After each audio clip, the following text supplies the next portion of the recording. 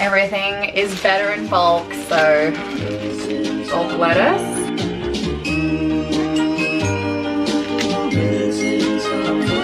Missing someone.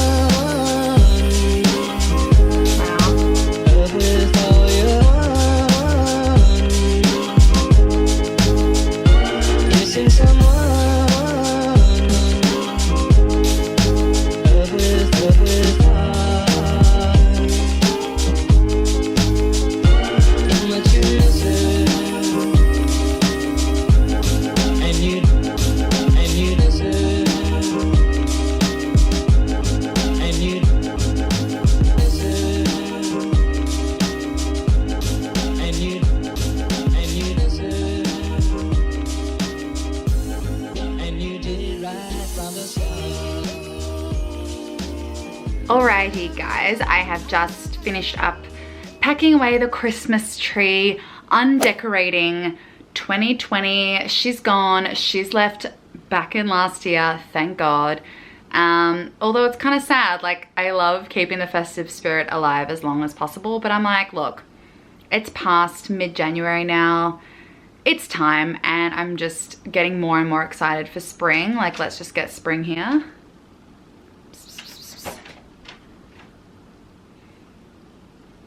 No, Bubba. Hey. Good girl. Anyway, so yes, I'm so excited for dinner. I'm having salmon and wedges and green salad, and I'll show you guys exactly how I do that. And yeah, I'm just having a really chill day. Like, what more could you want? Tomorrow is going to be a little bit busier, so yeah, why not? Overall, my health and fitness has been pretty good, especially towards the end of the year. I just kind of got this hit of inspiration, and yeah, just sort of accepting that my body is not what it used to be back in the day, my early 20s. Like, I'm 29 at the end of this year, so it doesn't make sense for me to still look the same as I did when I first started university. And I mean, even high school photos, I'm like, oh, I thought I was really big then and I'm really thin, and my body perception was just so warped. And it just shows like society standards and this sort of like advertising that we get as young girls, and the idea that we're just not good enough. And even if we do become, you know, the size that the media portrays as the perfect size, we're pale and being tan is better, or we have blonde hair but brown hair is better, and we're taller but shorter is better. Like, you can't ever win. And just think, this is just putting it out there, just some thoughts for this afternoon. Pretty much 90%, like 95% of huge companies that sell makeup, that sell fashion, that sell magazines, they're all run by middle-aged white men. There aren't too many female CEOs, unfortunately. The huge companies that are pushing this advertising and this kind of subtle brainwashing and the things that we see on TV and print media, on Instagram, on Snapchat, the ads, like everything that we consume, yeah, 90% run by a middle-aged white man who has so much privilege, who doesn't understand what it's like to not have boobs, or you know, bleed from their uterus. You know what I mean? Like, they don't know. So they just give out ads that they think that women will want, or they think that we'll connect with. And there's been a little bit of change, but if you think the generation that's still alive, they only saw women get the vote not too long ago. Do you know what I mean? Like, we have only had rights for like a short amount of time in the space of history as women, and people of color even less. I mean, it's still, as you see what's happening in America, it's still not happening. Like, it's still not there. And like, I can't speak for anyone in the LGBTQI plus community, but I mean, shows like Drag Race help. A lot of celebrities and different sort of platforms speaking on that helps, but there's no way that those big corporations are really understanding that yet, and there's going to be this huge divide, and they're kind of monopolizing how we see things. Does that make any sense? Anyway, that's just a thought for this afternoon. So just marinate on that and bringing that back to my own journey. There's nothing I can do with my genetics.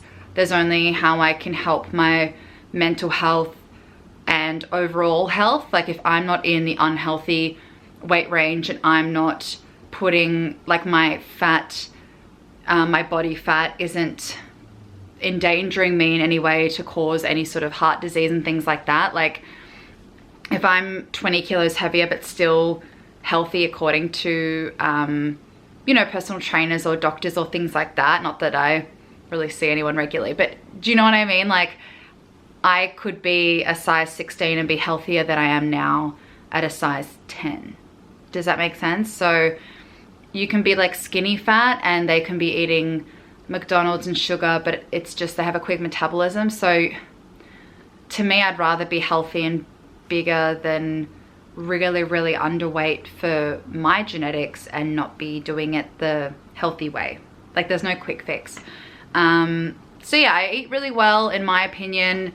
I don't follow any restrictive diets and I enjoy food. I look forward to each meal and that's what I was brought up with. Like I live to eat, I don't eat to live. That's like my motto. And it's interesting, like all of my friends have the same ideas about food and we all love eating and it's just like how we connect and how we, I don't know, it's like a bonding thing. I don't know. It's just, I love it so much and I'm very blessed. Yeah, my mind hasn't gone down that path with my mental health. Although I have a mood disorder, I wasn't influenced by those around me who had, unfortunately had eating disorders or disordered eating in different ways. So that, although my mental health didn't go in that direction, it easily could have with a lot of my own anxieties, insecurities. It's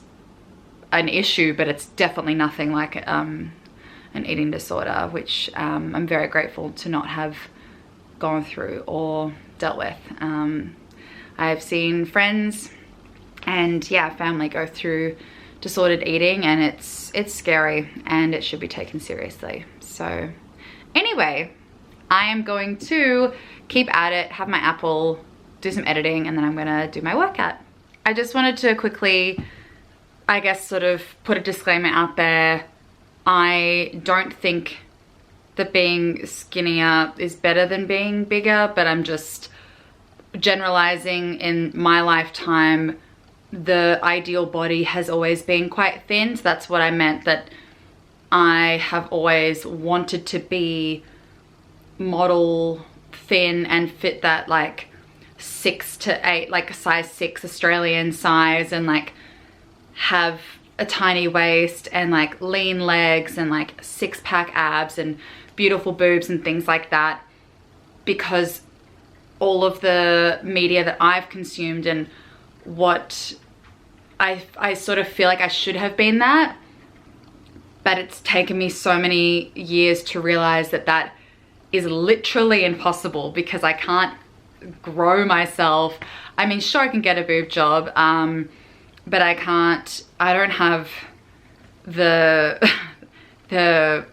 means to change my skin from being freckly to be beautiful olive skin. I can't change so many different things about my own genetics to keep this idea of like this unachievable Barbie-esque image that I always wanted to be. And yeah, I'm not saying that big isn't beautiful, because big is beautiful, any size is beautiful, but for me, I honestly just couldn't look at myself in the mirror and be like, you look great.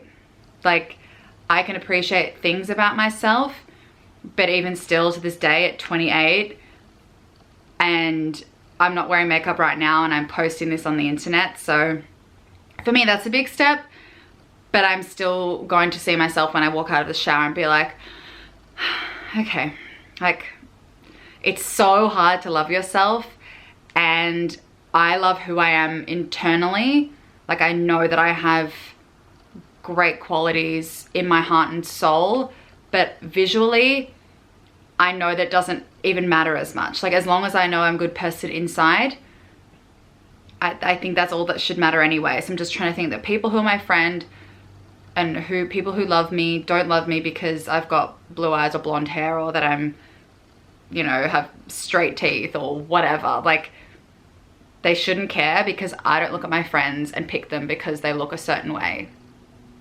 So anyway, I just wanted to disclaim that. And also, if you do think at all that you may have disordered eating, or if you are struggling with things that I have, like anxiety and depression, in Australia you have the mental health care plan. It's free. Use it, because Australia has some of the best healthcare in the entire world. So why wouldn't you? You get 10 free sessions a year. Ask your GP. It's all free. Over here in Canada, just budget it in. Just break it down and see if it can work into your budget. Talk to certain counselors or therapists. Like, reach out. Like people studying to be psychs here, you can have sessions with. There are ways to get therapy. I know it's expensive, trust me, I'm living it right now, but your mental health, I just don't think you should skimp out on looking after your brain like you look after your body. If you broke your arm, you'd go fix it. If you feel your brain is, you know, fractured, like you'd fracture a foot or whatever, you should go check it out. You should go speak to someone. You should go get it looked at, you know? Anyway, I'll leave you with that. Okay, I just cut up 2 white potatoes that I found in the fridge that needed to be eaten, and half a sweet potato. And I've got, this is Fahrenheit, so it's like 380, I guess. I don't know. Preheated the oven, and I'm going to put some extra virgin olive oil and drizzle that on.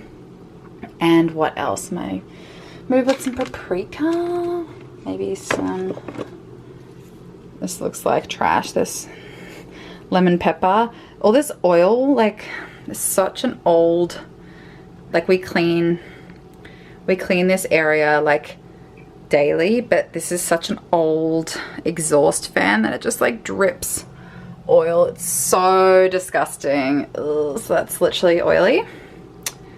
Love to see it, so I'm gonna have to wipe that down again today. Yeah, just put some lemon pepper over the potatoes. So obviously I'm not gonna have all of this, but cooking more leaves some for leftovers, which is yummy snack. I sometimes add a few chopped up potatoes to my omelette, or you can heat it up, put it in a salad, or literally anything. So love roasted veggies, yum.